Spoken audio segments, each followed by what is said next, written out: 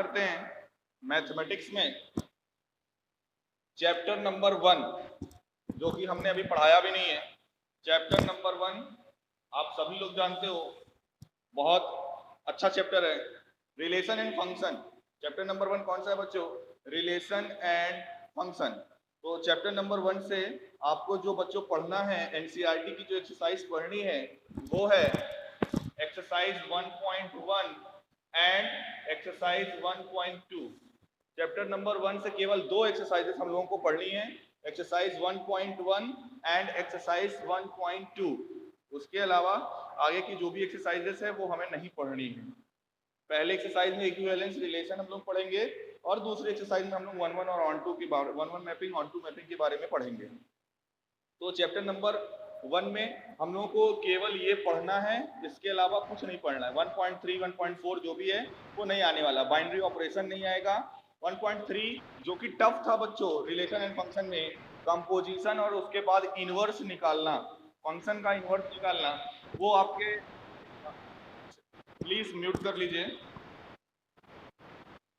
तो वो आपके सिलेबस से रिड्यूस कर दिया गया है। आपको बहुत आसान चीजें पढ़नी है, केवल एक्सरसाइज 1.1 एंड एक्सरसाइज 1.2। बच्चों एक्सरसाइज 1.1 वही है जैसे कि आपने 11th में रिलेशन के बारे में थोड़ा बहुत पढ़ा हुआ है, रिफ्लेक्सिव, सिमेट्रिक, ट्रांजिटिव, शायद थोड़ा बहुत हमने बताया है। तो चैप्टर नंबर 1.1 में 1.1 और 1.2 आएगा, इसके अलावा कुछ नहीं आएगा। चैप्टर नंबर 2 में बात करें, चैप्टर नंबर 2 इनवर्स ट्रिग्नोमेट्री, जिसको कि आप जानते हो चैप्टर नंबर 2। तो चैप्टर नंबर 2 से जितना भी ग्राफ का पोर्शन है, इनवर्स ट्रिग्नोमेट्री का जो ग्राफ का पोर्शन है, जो कि पेज नंबर 35 से 41 तक दिया हुआ है बच्चों, ये पोर्शन नहीं आने वाला है। पेज नंबर 35 से 41 का जो पोर्शन है चैप्टर नंबर 2 में ग्राफ का, वो नहीं आएगा आपके सिलेबस में। और उसके बाद एक्सरसाइज 2.1 ये आएगा बच्चों, एक्सरसाइज 2.1 आपके सिलेबस में आएगा। एक्सरसाइज 2.2 ये आपके सिलेबस से हटा दिया गया है। तो कुल मिला के चैप्टर नंबर 2 में हम लोगों को क्या पढ़ना है? केवल एक्सरसाइज 2.1 पढ़ना है और कुछ नहीं पढ़ना है। ठीक है,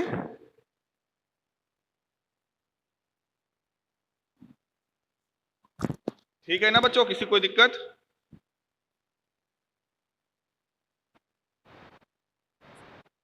ओके, चैप्टर नंबर 3 में आते हैं, जो कि आप लोग पढ़ चुके हो। Chapter number 3 matrix. Chapter number 3 बच्चों क्या है? मैट्रिक्स। और मैट्रिक्स में आपको 3.1, 3.2, 3.3 पढ़ना है। केवल एक एक्सरसाइज बच्चों आपको नहीं पढ़नी है, वो है 3.4।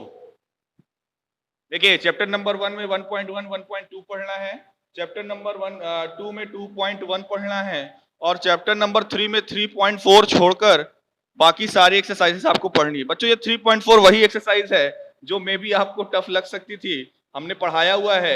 Elementary row and column operation से इनवर्स निकालना आपने पढ़ा हुआ है ना। तो ये बच्चों आपके सिलेबस, ये आपकी सिलेबस से हटा दिया गया है। 3.4 एक्सरसाइज एलिमेंट्री रो और कॉलम ऑपरेशन से रिलेटेड क्वेश्चंस नहीं आएंगे। चैप्टर नंबर 4, चैप्टर नंबर 4 जो कि आप करंट में पढ़ रहे हो, डिटर्मिनेंट। डिटर्मिनेंट में बच्चों एक्सरसाइज 4.1 ये आएगी, एक्सरसाइज 4.2 जिसमें कि प्रॉपर्टी से रिलेटेड क्वेश्चंस हैं डिटर्मिनेंट में प्रूफ करने वाले, वो एक्सरसाइज नहीं आएगी। एक्सरसाइज 4.2 नहीं आएगी। उसके बाद एक्सरसाइज 4.3, एक्सरसाइज 4.4, एक्सरसाइज 4.5 ये तीनों एक्सरसाइज आएगी। और एक लास्ट एक्सरसाइज है एक्सरसाइज 4.6, तो ये भी बच्चों आएगी। इसमें थोड़ा सा कंफ्यूजन हो सकता है, क्रिएट हो जाए आपके माइंड में, क्योंकि दो चीजें पीडीएफ के थ्रू आपके व्हाट्सएप ग्रुप में भेजा गया है, एक डिलेटेड पोर्शन भेजा गया है और एक रिवाइज्ड सिलेबस भेजा गया है। तो जो डिलेटेड पोर्शन भेजा गया है उसमें कंसिस्टेंसी, इनकंसिस्टेंसी और उसमें नंबर ऑफ सॉल्यूशंस और एग्जांपल्स डिलीटेड पोर्शन में लिखा हुआ है। जबकि आप रिवाइज्ड सिलेबस में जाकर देखोगे तो उसमें साफ साफ लिखा हुआ है solve system of linear equation uniqueness तक आपको सॉल्व करना है, मतलब जो जहां पर system of linear equation uniqueness तक एग्जिस्ट करता है उसको आपको सॉल्व करना है। तो बच्चों हम यही कहेंगे कि एक्सरसाइज 4.6 हम लोगों को पढ़ना है, ठीक है। चैप्टर नंबर 5 में आते हैं। चैप्टर नंबर 5 जो कि कॉन्टिन्यूटी एंड डेरिवेटिव के नाम से आप लोग जानते हो, continuity and derivative. Chapter number 5 में बच्चों पूरा आएगा, केवल एक पोर्शन नहीं आएगा, और वो भी जानकर आपको अच्छा लगेगा क्योंकि वो थोड़ा सा थ्योरेटिकल पोर्शन है, जो कि आता है एक्सरसाइज 5.8। एक्सरसाइज 5.8 नहीं आएगा, बाकी सारी एक्सरसाइजेस 5.1 से लेकर 5.7 तक सारी एक्सरसाइजेस बच्चों आएंगी। 5.8 बच्चों वही है, अभी तो हालांकि आप लोगों ने पढ़ा नहीं है, इसमें रोलेस थ्योरम और मीन वैल्यू थ्योरम सॉरी, इसमें रोलेस थ्योरम और मीन वैल्यू थ्योरम से रिलेटेड क्वेश्चंस थे, जो कि सीबीएसई ने इसको हटा दिया गया है। एक्सरसाइज 5.8 भी आपके सिलेबस में नहीं है इस बार। आते हैं चैप्टर नंबर 6 में। चैप्टर नंबर 6, चैप्टर नंबर 6 जो कि एप्लीकेशन ऑफ डेरिवेटिव के नाम से जाना जाता है। एप्लीकेशन ऑफ डेरिवेटिव में सबसे पहली ही एक्सरसाइज है रेट ऑफ चेंज करके 6.1, जो कि नहीं आएगी। 6.1 को हटा दिया गया है। 6.2 6.3 दोनों ही एक्सरसाइजेस आएंगी। 6.2 में इंक्रीजिंग एंड डिक्रीजिंग फंक्शन के बारे में डिस्कस करेंगे, वो आएगा। 6.3 में टेंजेंट एंड नॉर्मल के बारे में डिस्कस करेंगे, वो भी आएगा। 6.4 बच्चों नहीं आएगा, 6.4 नहीं आएगा। 6.4 क्या था? Approximate value, method of approximation था, जो कि नहीं आएगा। 6.5 में आते हैं मैक्सिमा और मिनिमा, ये तो आएगा ही आएगा, और एप्लीकेशन ऑफ डेरिवेटिव में सबसे इंपॉर्टेंट पार्ट मैक्सिमा और मिनिमा का ही है, तो बच्चों 6.5 आएगा। अब आते हैं चैप्टर नंबर 7 में, जो कि है इंटीग्रेशन का। चैप्टर नंबर 7 इंटीग्रेशन का। इसमें चैप्टर नंबर 7 में केवल एक एक्सरसाइज बच्चों नहीं आएगी। चैप्टर नंबर 7 में केवल एक एक्सरसाइज नहीं आएगी, एक्सरसाइज 7.8। एक्सरसाइज 7.8 बच्चों नहीं आएगी, और बाकी सारा कुछ आएगा। 7.8 है क्या? उसमें हम फंक्शंस का इंटीग्रेशन निकालते हैं लिमिट का यूज करके, लिमिट एज अ सम का यूज करके इंटीग्रेशन निकालने की एक एक्सरसाइज दी हुई है, जो कि इस बार बोर्ड में आया भी हुआ था, उससे रिलेटेड एक क्वेश्चन। तो एक एक्सरसाइज इंटीग्रेशन में 7.8 को रिड्यूस किया गया है। साथ ही साथ बच्चों बोला गया है एक पैटर्न है इसी में इंटीग्रेशन में, जो कि सप्लीमेंट्री पार्ट में आता है, integration of type ax square plus bx plus C, और integration of ax plus B under root ax square plus bx plus C. इस टाइप के इंटीग्रेशन के भी क्वेश्चंस नहीं आएंगे। यानी इंटीग्रेशन चैप्टर में क्या डिलीटेड पोर्शन है? इंटीग्रेशन चैप्टर में एक्सरसाइज 7.8 और दो टाइप के integration, under root ax square plus bx plus C type के इंटीग्रेशन, और ax plus B into under root ax square plus bx plus C type के क्वेश्चंस नहीं आएंगे, बाकी पूरा आएगा। तो बच्चों ये तो चैप्टर नंबर 1 से चैप्टर नंबर 7 तक का हमने सिलेबस बताया। इसको स्क्रीनशॉट लेना, स्क्रीनशॉट ले लीजिए, नोट कर रहे हो तो अच्छी बात है, हमें इन्फॉर्म कर दीजिए तो फिर हम आगे बढ़ें, इसको इरेज कर दें।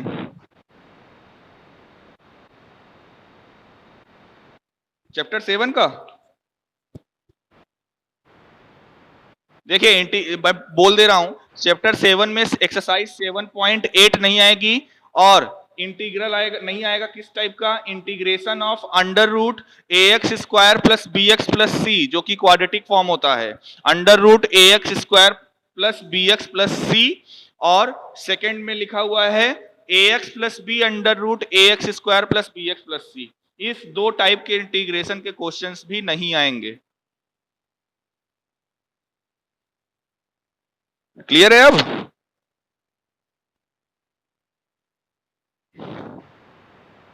ओके, तो इसको हम इरेज करके आगे बढ़ते हैं चैप्टर नंबर 8 से चैप्टर नंबर 13 के बारे में। इसको इरेज कर दें। ओके,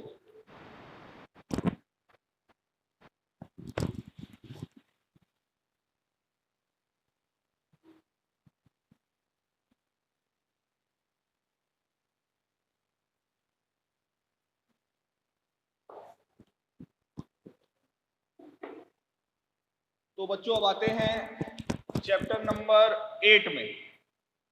चैप्टर नंबर 8 बच्चों एप्लीकेशन ऑफ इंटीग्रल के नाम से जाना जाता है, इंटीग्रेशन का एप्लीकेशन। इसमें बच्चों दो एक्सरसाइजेस हैं, 8.1 और 8.2। तो 8.1 एक्सरसाइज आपकी पूरी आएगी और 8.2 बच्चों ये एक्सरसाइज नहीं आएगी। इसमें थोड़ा सा ये ध्यान रखिएगा, 8.2 में कुछ क्वेश्चंस ऐसे हैं जो 8.1 से रिलेटेड हैं, तो वो क्वेश्चन आ सकते हैं, बाकी 8.2 नहीं आएगा। 8.2 में एक दो क्वेश्चन ऐसे मिलेंगे जो 8.1 से रिलेटेड होंगे, तो वो क्वेश्चंस आ सकते हैं, बाकी 8.2 नहीं आएगा। दो ही एक्सरसाइज है इसमें, chapter number 8 application of integration में। अब आते हैं बच्चों चैप्टर नंबर 9, जो कि डिफरेंशियल इक्वेशन के नाम से जाना जाता है। इसमें 9.1 9.2 दोनों ही एक्सरसाइजेस आएंगी। 9.1 आएगा, 9.2 आएगा, 9.3 बच्चों नहीं आएगा, एक्सरसाइज 9.3 नहीं आएगा। 9.4 9.5 आएगा, 9.4 9.5 ये दोनों एक्सरसाइज आएगी, और लास्ट में 9.6 एक्सरसाइज बच्चों नहीं आएगी।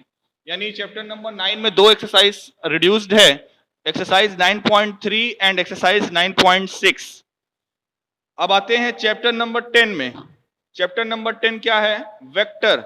वेक्टर में बच्चों, क्योंकि चैप्टर नंबर 10 का जो वेक्टर है वो आसान है, उसमें बहुत ज्यादा कुछ डिलीटेड पोर्शन नहीं है। जो सप्लीमेंट्री पार्ट है, जो लास्ट के कुछ क्वेश्चंस हैं, वो हम पढ़ाते समय बता देंगे। अभी केवल इतना आप लिख सकते हो कि सप्लीमेंट्री पार्ट में जो क्वेश्चंस रहते हैं उसको हटाया गया बस, बाकी चैप्टर नंबर 10 में कोई पोर्शन डिलीटेड नहीं है। अब आते हैं चैप्टर नंबर 11 में, बहुत ही इंपॉर्टेंट चैप्टर, 3D ज्योमेट्री या 3D वेक्टर के नाम से जिसको आप जानते हो। चैप्टर नंबर 11 ये भी वेक्टर का ही एक चैप्टर है 3D में। तो इसमें बच्चों 11.1 एक्सरसाइज पूरी आएगी, 11.1 एक्सरसाइज पूरी आएगी, 11.2 एक्सरसाइज 11.2 में बच्चों ध्यान से सुनिएगा, जो जो क्वेश्चन नंबर मैं बोलूंगा 11.2 में केवल वही क्वेश्चन नहीं आएंगे और बाकी पूरा 11.2 आएगा। तो आप लोग ब्रैकेट में जो जो क्वेश्चन नंबर हम बता रहे हैं वो लिख लीजिएगा। क्वेश्चन नंबर 9, 10, 11, 12, 13 बच्चों ये क्वेश्चन नंबर 11.2 के नहीं आएंगे। 11.2 के ये क्वेश्चन नंबर 9, 10, 11, 12 एंड 13 नहीं आएंगे। आप शायद सिलेबस अगर देखे हो तो इसमें लिखा हुआ है कि जितने भी एंगल से रिलेटेड क्वेश्चंस रहेंगे 3D वेक्टर में, जैसे कि angle between two line, angle between two plane and angle between line and plane, तो इससे रिलेटेड जो भी क्वेश्चंस रहेंगे वो नहीं आएंगे, केवल शॉर्टेस्ट डिस्टेंस के क्वेश्चंस आएंगे। तो जो जो क्वेश्चन नंबर हमने लिखाया हुआ है केवल वो क्वेश्चन नहीं आएगा 11.2 में, बाकी सब आएगा। इसी तरह से बच्चों 11.3 में आते हैं। 11.3 में भी दो क्वेश्चन है जो नहीं आएगा, बाकी सब 11.3 आएगा। क्वेश्चन नंबर 12 और क्वेश्चन नंबर 13 ये दो क्वेश्चन नहीं आएंगे, बाकी सारा क्वेश्चन आएगा। 11.3 में क्वेश्चन नंबर 12 और क्वेश्चन नंबर 13 नहीं आएगा, बाकी सब आएगा। अब आते हैं बच्चों चैप्टर नंबर 12 में।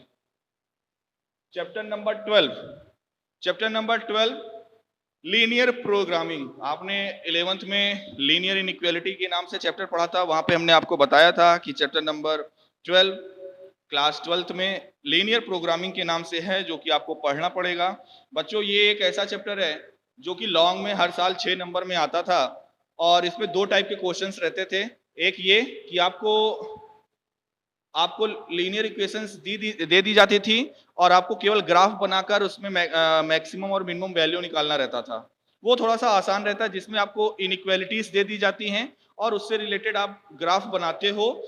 और ग्राफ आपने 11th क्लास में ये पोर्शन किया हुआ है जिसमें इनइक्वालिटी दी जाती थी और आप केवल ग्राफ निकालते थे और सोल्यूशन एरिया निकालते थे। जो इसमें एक और पार्ट रहता था लीनियर प्रोग्रामिंग में, वो वर्ड प्रॉब्लम, जो कि बहुत बच्चों समझना डिफिकल्ट आपके लिए रहता था हमेशा, कि वर्ड प्रॉब्लम में पहले उसको वर्ड प्रॉब्लम को अच्छे ढंग से समझना पड़ता था, फिर उसको इसमें इनइक्वालिटीज में रिड्यूस करना पड़ता था। तो यहाँ पर अच्छा काम ये किया गया है कि वो पोर्शन पूरा का पूरा हटा दिया गया है। यानी कि चैप्टर नंबर 12 में केवल 12.1, चैप्टर नंबर 12 में केवल 12.1 एक्सरसाइज आएगी और बच्चों ये भी ध्यान दीजिएगा, इसमें केवल बाउंडेड का पोर्शन आएगा, जो भी अनबाउंडेड वाले क्वेश्चन रहेंगे, दो टाइप के क्वेश्चंस यहां पर मिलेंगे, जिसमें आप देखोगे कि जो सोल्यूशन आएगा वो या तो बाउंडेड होगा या तो अनबाउंडेड होगा। तो जितने भी अनबाउंडेड वाले क्वेश्चंस रहेंगे वो नहीं सॉल्व करना है हमें, केवल बाउंडेड वाले सॉल्व करना है। यानी 12.1 आएगा, उसमें भी कौन सा, केवल बाउंडेड वाले क्वेश्चंस करना है, अनबाउंडेड पोर्शन हमें नहीं करना है। चैप्टर नंबर 12.2 बच्चों पूरा का पूरा कैंसिल कर दिया गया है। चैप्टर नंबर 12.2 वही है जो रियल लाइफ एप्लीकेशन पर बेस्ड है, पूरा का पूरा वर्ड प्रॉब्लम है, जिसमें हम पहले वर्ड प्रॉब्लम को समझते थे, फिर उसके बाद इसको लीनियर इनइक्वालिटीज में रिड्यूस करते थे, तब जाकर हम लोग सॉल्व करते थे ग्राफिकली। और इसकी बच्चों मिसलेनियस एक्सरसाइज, चैप्टर नंबर 12 की मिसलेनियस एक्सरसाइज भी नहीं आएगी। चैप्टर नंबर 12 की जो एक मिसलेनियस एक्सरसाइज है वो नहीं आएगी। अभी आप पूछोगे सर बाकी चैप्टर की मिसलेनियस, तो उस पर अभी हम आ रहे हैं, बाकी चैप्टर की मिसलेनियस एक्सरसाइज में हम आ रहे हैं। तो चैप्टर नंबर 12 यहां से खत्म होता है। और लास्ट चैप्टर बच्चों, चैप्टर नंबर 13 प्रोबेबिलिटी। रिलैक्स आप करो कि प्रोबेबिलिटी में कुछ पोर्शन जो टफ थे वो हटा दिए गए हैं, और एक पोर्शन तो ऐसा था जो इस बार अभी लेटेस्ट में ऐड भी किया गया था। अप्रैल में एक टॉपिक प्रोबेबिलिटी चैप्टर में ऐड किया गया था बच्चों, तो उसको भी हटा दिया गया है। तो प्रोबेबिलिटी चैप्टर में टोटल 5 एक्सरसाइजेस हैं, और कौन कौन सी आपको करनी है, 13.1, 13.2, 13.3, ये तीनों ही एक्सरसाइजेस बच्चों आपको करनी है। और 13.4, 13.5 ये एक्सरसाइजेस आपको नहीं करनी है। 13.4 और 13.5 आपको नहीं करना है, केवल 3 एक्सरसाइजेस करनी है, 13.1, 13.2 और 13.3। तो ओवरऑल ये पूरा आपका नया सिलेबस है। जो पार्ट डिलीटेड पोर्शन है, क्योंकि आप लोग एट द एंड बुक से पढ़ते हो, एनसीईआरटी से पढ़ते हो, तो मैं टॉपिक्स अगर मैं बताऊंगा, टॉपिक तो सभी के पास पीडीएफ अवेलेबल होगा ही कि कौन कौन सा पोर्शन आएगा, कौन कौन सा नहीं आएगा। उसको हमने एनसीईआरटी की एक्सरसाइज में कन्वर्ट करके आपके लिए तैयार किया है, ताकि आपको थोड़ा सा आसान रहे समझने में कि हाँ कौन सी एक्सरसाइज हमें पढ़नी है, क्या हमें पढ़ना है, क्या नहीं पढ़ना। आप अभी से क्लियर रहो, ठीक है बच्चों।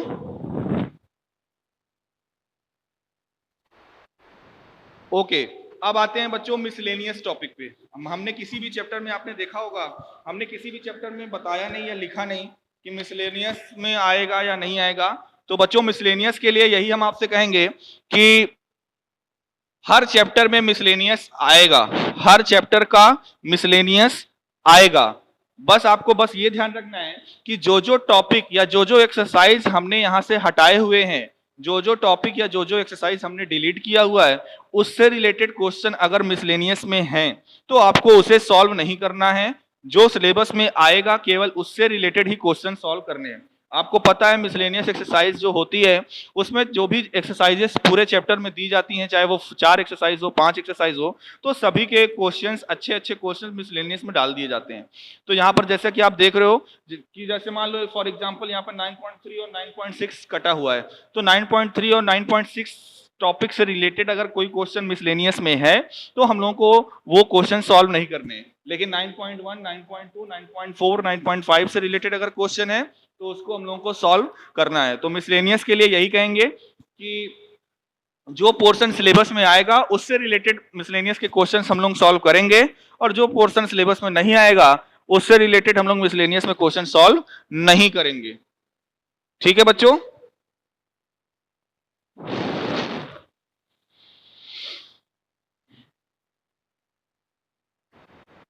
ओके, तो अब बताइए, सभी लोग नोट मेरे ख्याल से कर लिए होंगे। अब बताइए किसी को कहीं पे कोई डाउट या कुछ पूछना हो, जितना अभी तक हमने जो भी कुछ बोला, या किसी को कोई कंफ्यूजन हो तो बिल्कुल अभी आप आज क्लियर कर लो। पढ़ाई इसके बाद ही करनी है हम लोगों को, इसी टॉपिक से, इसी सिलेबस से रिलेटेड। लेकिन जो भी अगर आपको दिक्कत हो, डाउट हो, तो तुरंत अभी आप क्लियर कर लो कि हाँ सर हमको ये चीज समझा दीजिए, क्या होगा, कैसे होगा, बताइए।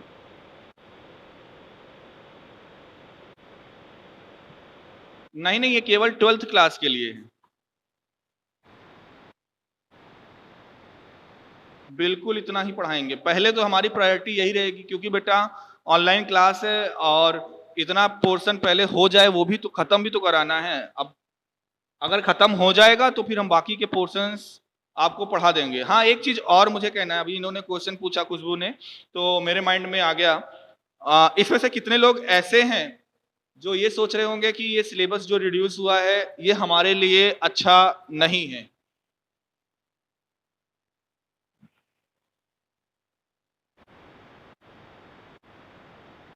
अच्छा, ओके। बिल्कुल ऑब्वियस सी बात है बच्चों, आपके माइंड में ये क्वेश्चन आएगा और हम समझते भी हैं, लेकिन इसका बहुत आसान जवाब मेरे पास है बच्चों।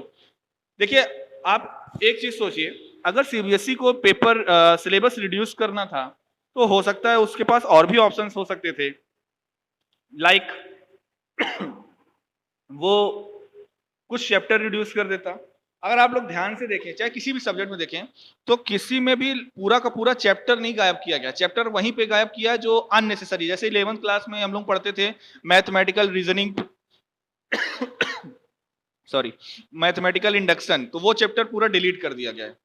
आपके क्लास से कोई भी चैप्टर नहीं डिलीट किया गया है, चैप्टर के अंदर से कुछ टॉपिक को डिलीट किया गया है। और ये मेरा एक्सपीरियंस है, मैं टोटली एग्री करता हूं इस सिलेबस से। बच्चों, जो जो पोर्शन डिलीट किया गया है, आप मान के चलो 1 या 2% ही बहुत चांसेस हो तो आए, नहीं तो कोई भी पोर्शन जो डिलीट हुआ है वो आपको आगे के एग्जाम में नहीं मिलेगा। एकदम 100% मैं श्योरिटी के साथ कह रहा हूं कि जो भी पोर्शन डिलीट हुआ है उनका आगे के एग्जाम में कोई इंपॉर्टेंस नहीं है। अगर आप पिछले एग्जाम्स में भी उठाकर देखोगे तो जिनकी हम बात कर रहे हैं, किसी भी कॉम्पिटेटिव एग्जाम में जो एक्सरसाइज कटी हुई है उससे रिलेटेड क्वेश्चंस लगभग लगभग ना कि एक आध क्वेश्चन कभी आया हो तो अलग बात है, लेकिन जितने पोर्शन बच्चों कटे हुए हैं, कोई भी पोर्शन या कोई भी टॉपिक आपके ऐसे नहीं रहे हैं जिसमें से कंपटीशन में क्वेश्चंस बनते हों। तो इसीलिए बच्चों जो, हाँ बोलो। नहीं नहीं, अब देखो, अभी तक फालतू में इसलिए पढ़, देखो अभी तक हमारे पास समय था तो ये रहता है कि हाँ इस टॉपिक को पढ़ रहे हैं तो इससे रिलेटेड जो चीजें हैं वो भी पढ़ लें। क्यों? क्योंकि ये थोड़ा सा हायर एजुकेशन में काम आती थी।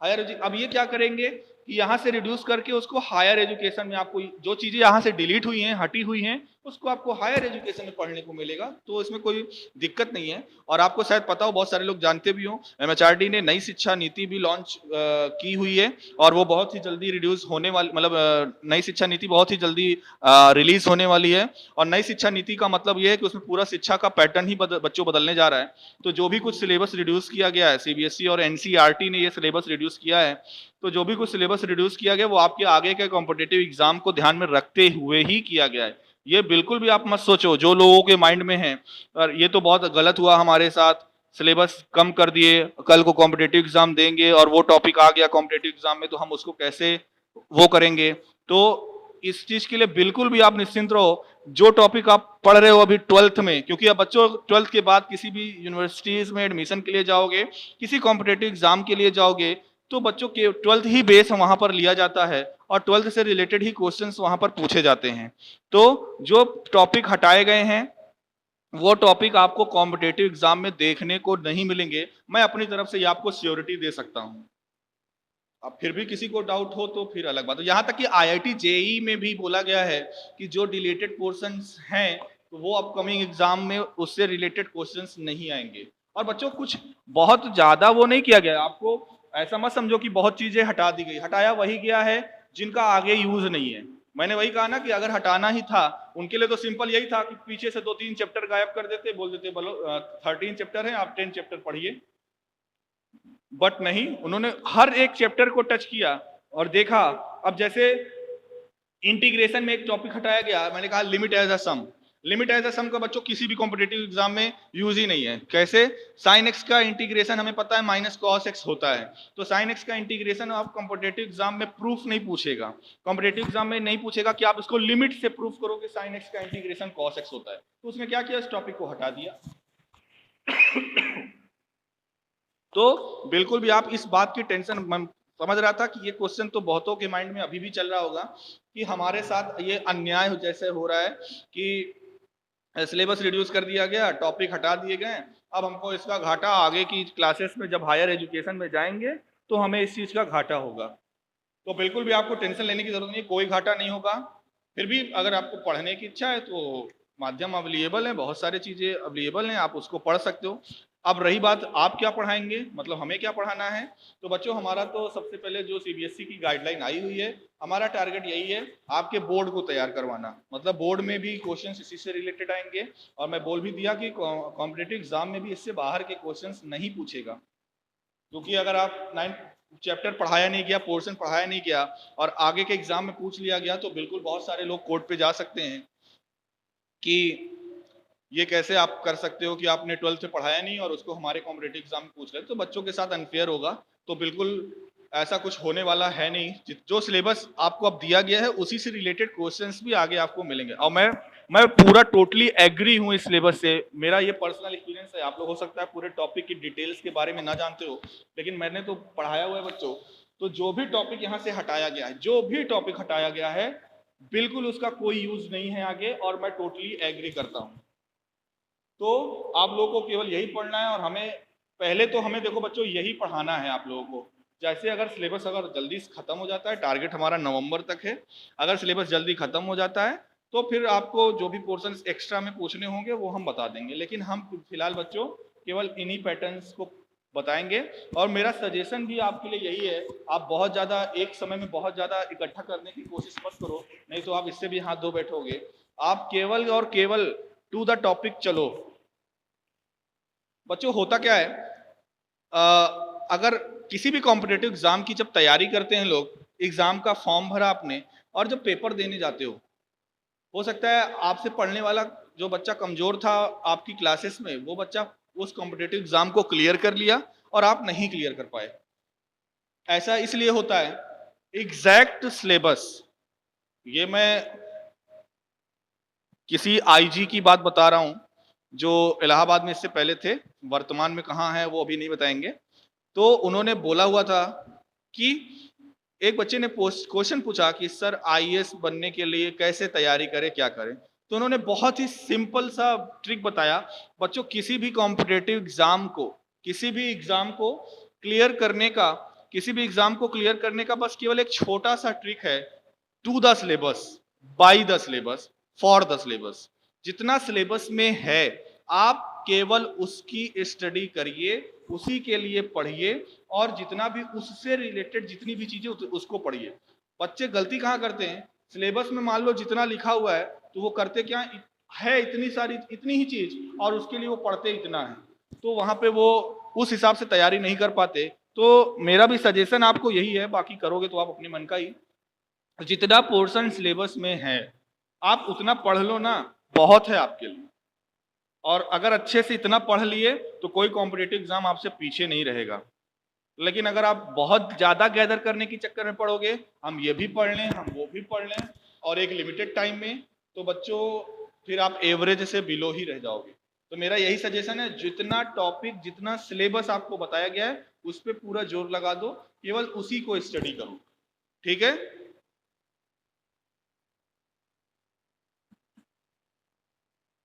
ओके, तो कुल मिला के आज हमने देखिए सिलेबस के बारे में बता दिया, और मे भी अभी 5 मिनट में क्लास भी ओवर होने वाली है आज की। तो आप लोग करेंगे क्या, सबसे पहले अपने एनसीईआरटी की बुक, जिनके जिनके पास बुक है उसको मार्क कर लीजिएगा कि ये हमें नहीं पढ़ना, पूरा सिलेबस एक जगह अच्छे से नोट कर लीजिएगा। हम लोग चैप्टर नंबर 4 पढ़ रहे थे, और चैप्टर नंबर 4 में लगभग हम लोगों ने सारी चीजें पढ़ ली हैं। केवल वही कंसिस्टेंस और इनकंसिस्टेंस से रिलेटेड क्वेश्चंस हम लोगों को करने हैं बस। वो क्वेश्चन जैसे ही कर लेंगे चैप्टर नंबर 4 खत्म।